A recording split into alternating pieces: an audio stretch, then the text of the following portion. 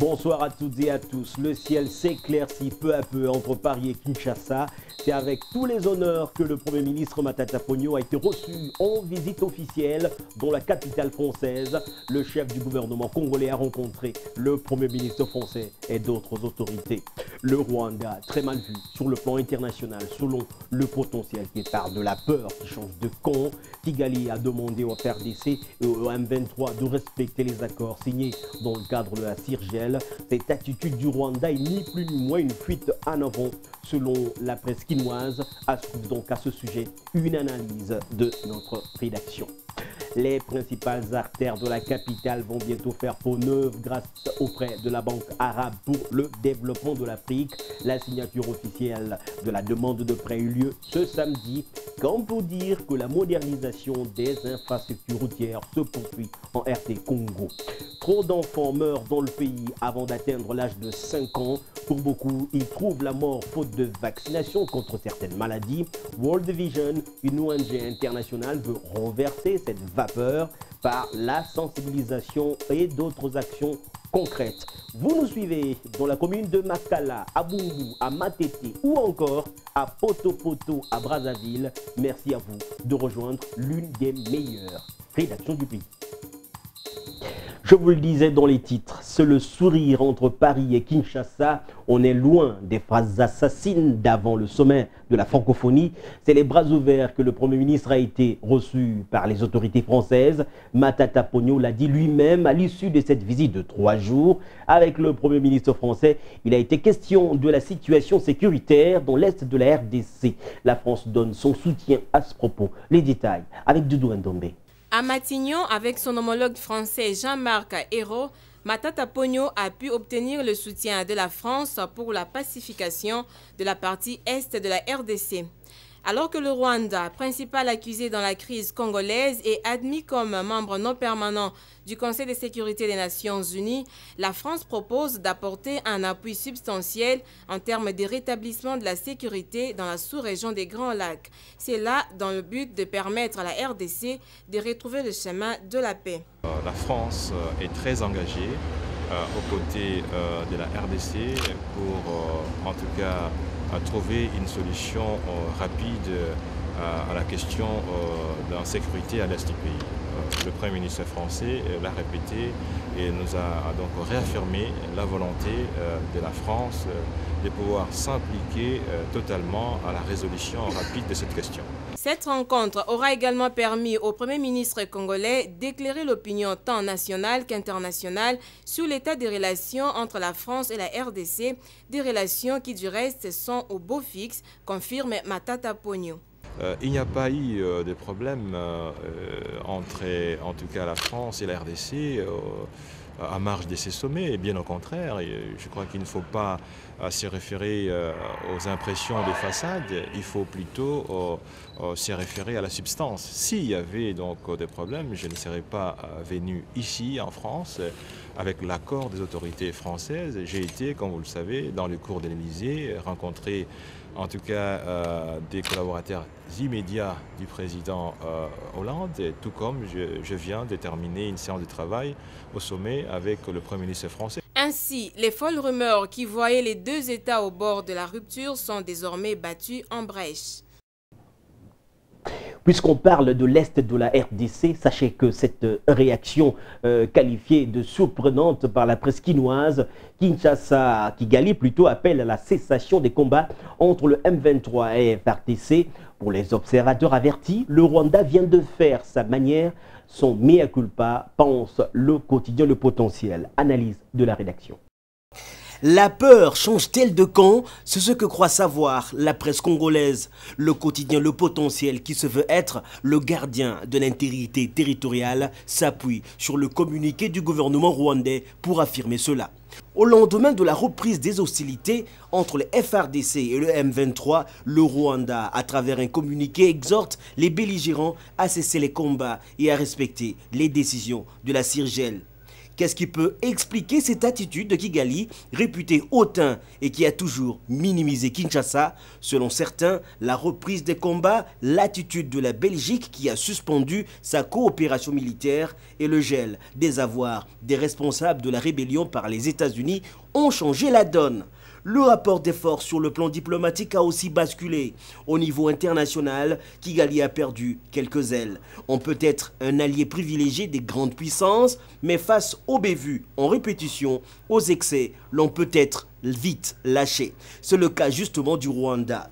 L'histoire du monde démontre qu'aucun État africain n'est resté éternellement allié des grandes puissances sans finir par tomber en disgrâce.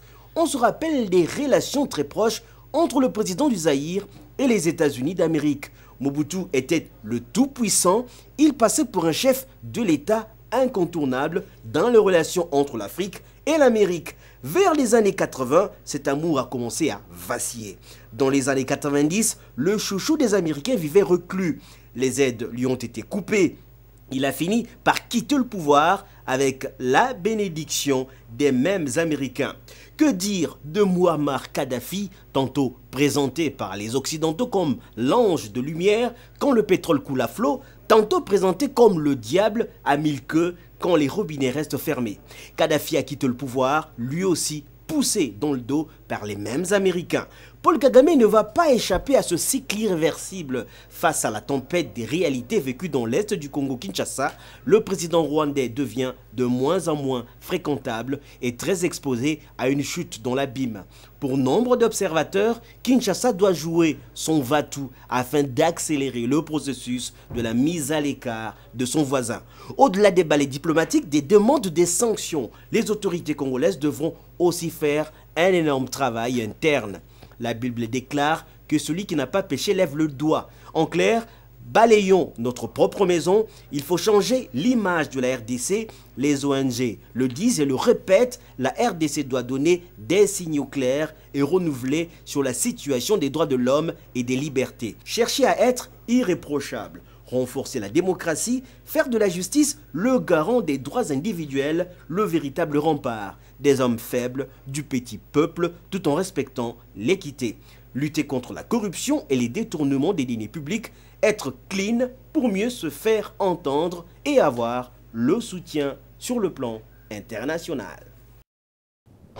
On revient sur la visite de Matata Ponyo en France. Le Premier ministre congolais, accompagné de quelques membres de son gouvernement, ont visité l'entreprise Régis, spécialisée dans l'agroalimentaire. Les détails avec nos confrères de Digital Congo. Avec la visite d'information du Premier ministre congolais Matata Ponyo, la plateforme française de l'alimentaire en honore ce vendredi 16 novembre 2012. Regroupant 1200 entreprises en son sein, Régis reste un marché international dont le professionnalisme en termes de respect des normes à travers le monde a traversé de frontières. Entouré de ses ministres des Affaires étrangères, coopération internationale et francophonie Raymond Chibanda, du ministre des Transports et Voies de Communication Justin Kalumba, celui des Finances Patrice Kitebi, ainsi que le patron de l'économie nationale Jean-Paul Nemoyeto, tous ont eu l'occasion d'apprécier à leur juste valeur les capacités de Rungis. Ce marché international a un chiffre d'affaires de 8 milliards d'euros avec un tonnage de 2,4 millions. Construit en 1974 sous la clairvoyance du président de Gaulle, Rungis renferme plusieurs pavillons destinés à ces produits prisés par des grossistes. Il s'agit de ceux destinés à la volaille sous ses différentes formes, à la viande bien présentée, aux produits laitiers de qualité. À cela s'ajoutent également des fruits, légumes et fleurs. Le Premier ministre congolais Matata Ponyo et toute sa délégation ont apprécié cette initiative. Nous ne sommes pas venus faire du tourisme, surtout que nous sommes réveillés vers 4 heures du matin. Il compte 3 heures. C'est dire l'importance que nous attachons à cette visite. C'est dire l'importance que nous projetons. C'est une séance de travail complète qui doit être suivie des actions. Cette expérience sera certainement étendue en République démocratique du Congo, un pays qui dispose des terres arables. Accord de prêt signé ce samedi entre le gouvernement congolais et la Banque arabe pour le développement de l'Afrique. Un prêt qui permettra à la ville de Kinshasa de franchir une étape décisive dans la mise en œuvre du projet de réhabilitation et de bitumage des artères de la ville de Kinshasa. L'enveloppe de la BADEA représente en fait le premier financement. Élisée Bilonda, Blanchard Kandolo. 8 millions de dollars américains, c'est le montant de prêt que la Banque arabe pour les développements économiques de l'Afrique accorde à la République démocratique du Congo pour le financement de la première phase du projet de réhabilitation et bitumage de quelques artères de la ville de Kinshasa. Le document que le vice-ministre des Finances Roger Chulungu et Abdelaziz Kelef, directeur général de la BADEA, endossent, réaffirme le partenariat solide qui existe déjà entre la RDC et cette institution financière, comme le réaffirme Fridolin Kasushi-Musoka, ministre de l'Aménagement du Territoire, Urbanisme Habitat, Infrastructures, Travaux Publics et Reconstruction. Dans le cadre de cette première phase, le projet porte donc sur le bitumage des 5 artères suivantes: l'avenue Croix-Rouge, la chaussée de Kimwenza, l'avenue Biangala, les avenues Bianda et la route de Kisenso.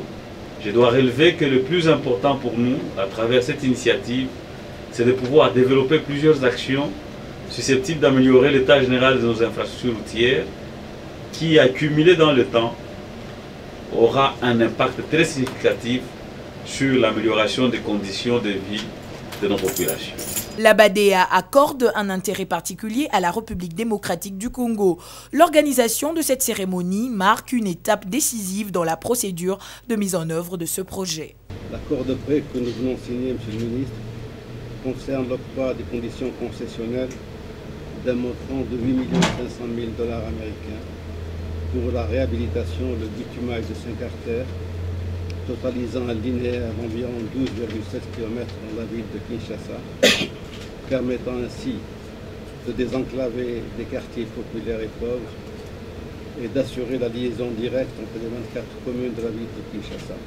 De quoi réjouir le gouverneur de la ville de Kinshasa, André Kimbuta Yango. Que sont les sentiments de joie pour un père de famille qui voit son enfant,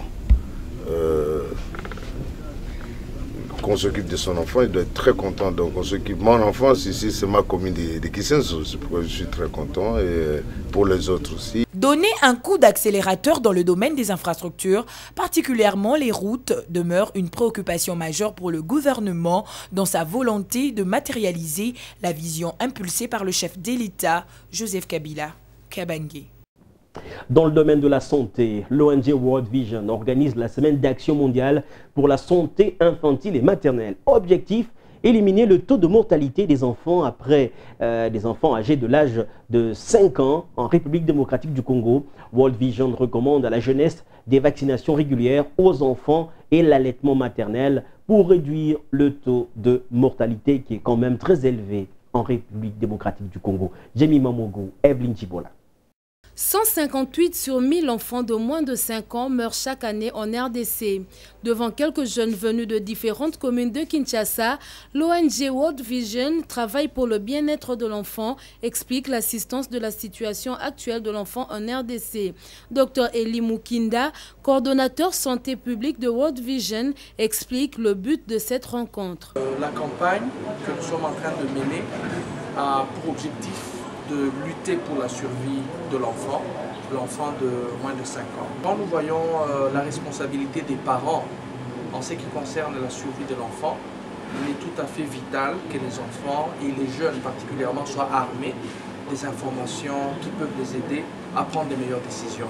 Landry Mbazi, l'un des participants, peut à présent se dire heureux d'avoir beaucoup appris sur la situation de l'enfant depuis 1985. Mais ce qui m'a beaucoup plus intéressé, c'est dans le cas de la malnutrition et de lavage des mains sales. Là où il y a par exemple la ville-province de Kinshasa qui a au moins un peu plus de pourcentage dans le cadre de la malnutrition. Et je dirais que c'est la ville-province qui respecte au moins un peu, même si le pourcentage c'est moins de 50%. Présent dans 6 provinces, l'organisation non gouvernementale à vision chrétienne, World Vision continue de contribuer pour la survie de l'enfant. World Vision accompagne le gouvernement pour faire augmenter le budget alloué pour la santé de l'enfant congolais. L'opération de remise des véhicules aux médecins souscripteurs du crédit véhicule se poursuit. La cérémonie présidée par le Dr Mankoy, secrétaire général du syndicat national des médecins, a eu lieu ce samedi à la clinique Ngalima. Jémi Mamogo, Charlie Tonsi, Bémi Malobo pour les détails. Hier, un simple rêve. Aujourd'hui, le crédit véhicule en faveur des médecins est une réalité. C'est en effet la troisième fois que les hommes en blouse blanche se réunissent à l'invitation de leur prestigieux syndicat pour la réception du troisième lot de véhicules venus des différentes formations médicales de la ville de Kinshasa. Les heureux bénéficiaires, sourires aux lèvres, attendent avec impatience le moment tant attendu pour prendre possession du fruit de leur cotisation. C'était bon jour pour le Sinamed qui, après le 4 août, après le 29 septembre, c'est le 17 novembre, et nous pouvons tout simplement vous dire que petit à petit, nous évoluons vers la concrétisation et la matérialisation de ces projets. Au nom du Bureau national du Sinamed, Dr Fabien Zoko rassure que l'opération se poursuivra jusqu'au mois de mars, même si les souscriptions sont momentanément suspendues pour rétablir les premiers venus dans leurs droits. Pour le moment, nous avons demandé aux médecins de surseoir l'opération de souscription parce que nous avons pris l'engagement de livrer tous les véhicules aux médecins déjà en ordre. Parce qu'il sera difficile de gérer plusieurs dossiers en même temps. C'est une cohorte. Il est plus intéressant de gérer un groupe de médecins qui répond aux mêmes critères pendant une période bien précise que de prendre en même temps d'autres qui sont en train de souscrire. Contents et satisfaits, les élus du jour repartent avec joie et surtout ne tarissent pas d'éloges à l'endroit du Bureau national du Sinamed pour la gestion transparente de ce projet. Et vous allez découvrir à travers ces images le professeur Théophile Obenga. Disons que c'est une forte délégation venue du Congo-Brazzaville composée de 4 ministres qui a traversé le fleuve Congo pour assister au vernissage de l'ouvrage de Didier Moumengi, ancien ministre de l'Information sous l'ère Kabila Père. La délégation conduite par le professeur Théophile Obenga, très bien connu en RDC, s'est réjouie de voir un livre consacré au bassin du Congo voir le jour. Ouvrage de Didier Moumengi a donc pour titre « Les États-Unis du bassin du Congo ». Théophile Obenga, on vous le rappelle, est un savant africain, un écrivain, philosophe, professeur dans plusieurs universités en Afrique, mais aussi dans le monde.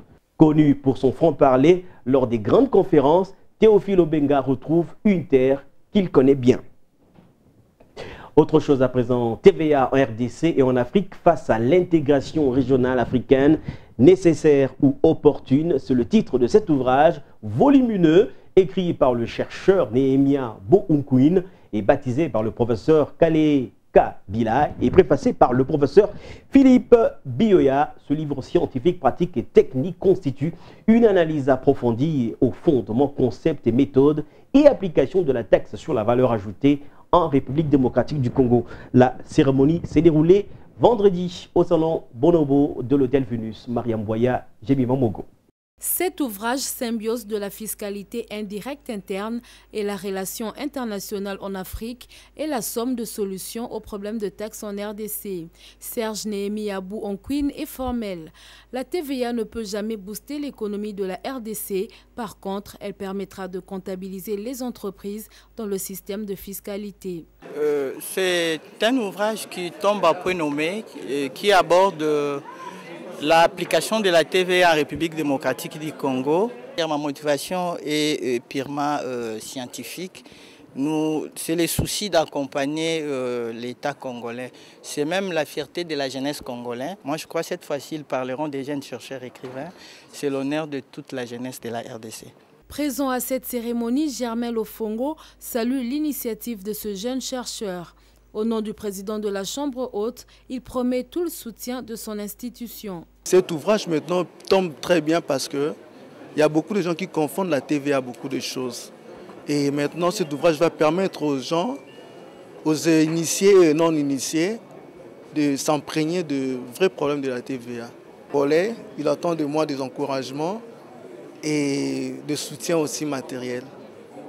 Aux âmes bien nées, la valeur n'attend point le nombre des années, dit-on. Le professeur Kalele, qui a baptisé l'ouvrage, le recommande aux nombreux lecteurs. En international, on assiste aux représailles d'Israël contre la bande de Gaza. Aujourd'hui encore, l'armée israélienne a procédé au bombardement sur la bande de Gaza. Le siège du gouvernement du Hamas a été détruit, ainsi qu'un bâtiment de la police. Bilan, 8 morts. Reportage. Des bombardements israéliens sur la bande de Gaza ont détruit ce matin le siège du gouvernement du Hamas. Les bureaux du Premier ministre Ismaël Haniyeh et un bâtiment du siège de la police ont été touchés. Ces bombardements ont fait 8 morts du côté palestinien. Le chef de la diplomatie tunisienne, Rafik Abdesalem, est arrivé ce matin à Gaza pour rencontrer des responsables du Hamas. Cette visite de solidarité intervient après celle du Premier ministre égyptien hier. Ces preuves officielles de soutien au Hamas par les gouvernements de pays arabes sont nouvelles. Israël doit comprendre que beaucoup de choses ont changé et que beaucoup d'eau a coulé dans la rivière arabe. Israël doit prendre conscience qu'il ne peut plus agir librement. Il ne jouit plus d'une immunité totale et il n'est pas au-dessus du droit. Les victimes des attaques israéliennes ne cessent d'augmenter dans la population civile. Depuis le lancement de l'opération israélienne Pilier de défense mercredi, 38 Palestiniens sont morts et 345 ont été blessés par les raids aériens. Cette recrudescence des violences intervient après que le gouvernement israélien ait autorisé la mobilisation de 75 000 réservistes, le double du nombre initialement prévu. 4 soldats israéliens ont été blessés ce matin par une roquette dans la région d'Eskol, au sud d'Israël.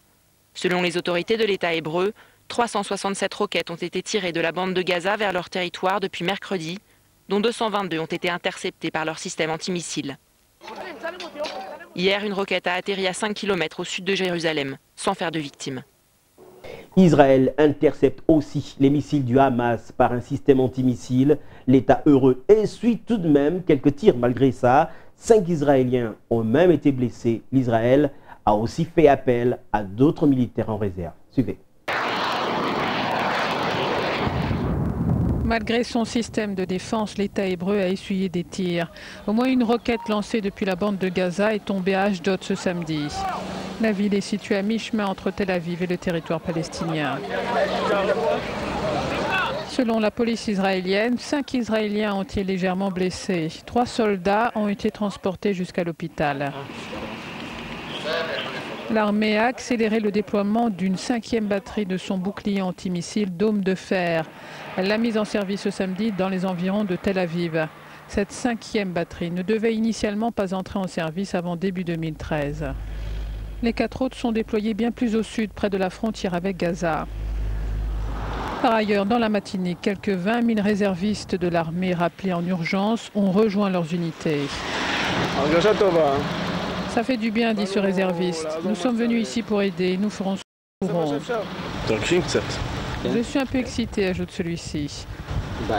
Interrogé sur le fait de devoir quitter subitement sa famille, il répond que personnellement ce n'est pas si difficile. J'ai juste tout laissé à la maison et je suis juste venu.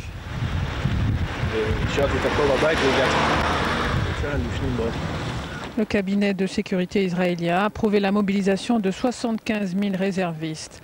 Elle doit encore être avalisée par l'ensemble des membres du gouvernement lors d'une réunion ce dimanche. Retour dans la capitale congolaise à Kinshasa. Plus précisément, l'actualité de ce samedi, c'est aussi à découvrir dans la presse parue. Ce samedi, les journaux quinois ont été décortiqués par Osile Martin Bouyamba. C'est aussi lui qui nous présente la revue de presse. Suivez. Bonsoir. Des journaux parus ce week-end dans la capitale ressort la situation d'instabilité dans l'est de la République démocratique du Congo. RDC Rwanda, la peur change de camp. Sur ce titre, le potentiel est moins surpris de voir l'appel à la cessation des combats entre les M23 et les FARDC qui viennent justement du Rwanda. Une preuve de plus, selon le tabloïd, de l'implication directe du régime de Kigali dans cette guerre. Kigali fait son mea culpa et anticipe au même moment le retour des flammes sur son territoire. Du coup, la peur change de camp, fait constater le graphique. Comme un coup de théâtre, l'armée rwandaise attaque les FARDC, signale la République qui constate le début de l'assaut programmé sur Goma. Des combats ont repris depuis jeudi matin entre les forces loyalistes et les M23 à Rugari au nord Kivu. Il importe de noter que ces combats reprennent 24 heures après la fermeture par l'Ouganda du poste frontalier de Bunagana. Du budget pour l'exercice 2013, budget de l'État bien sûr, le LIFT reprend des révélations accablantes de l'honorable Martin Fayulu Madidi. Selon cet élu, les budgets du porte-parole de l'opposition qui s'élève à 500 millions de francs congolais a été taillé sur la mesure du sénateur Jean-Pierre Bemba. Comprend-il le député fait justement allusion à la loi sur l'opposition politique dont l'auteur est Délice Sanga. L'observateur parle du contentieux électoral à Matadi dans le Bas-Congo où la majorité présidentielle a perdu le procès. Deo Nkusu, loin de la chéprise, se propose de saisir la Cour suprême de justice pour rentrer, semble-t-il, dans ses droits, indique le quotidien voisin de l'IFACIT. Le gangster Bitoyo de Pueto est arrêté pour avoir dévalisé une banque. Quelques jours plus tard, sa femme, à court d'argent, lui écrit une lettre dans laquelle elle lui demande de lui envoyer de l'argent pour justement labourer le champ familial. Surtout pas, lui répond le mari. J'y ai enterré le coffre-fort volé. La police intercepte la lettre et envoie aussitôt ses agents pour retourner littéralement le champ. Le lendemain, la femme reçoit une autre lettre de son mari. À présent, tu peux aller s'aimer les champs et enfin labourer. Bon week-end aux uns et aux autres. Voilà, mesdames et messieurs, c'est la fin de cette édition d'information. J'aurai le plaisir de vous retrouver demain dimanche pour les sujets qui ont marqué l'actualité de la semaine. Au revoir, portez-vous bien.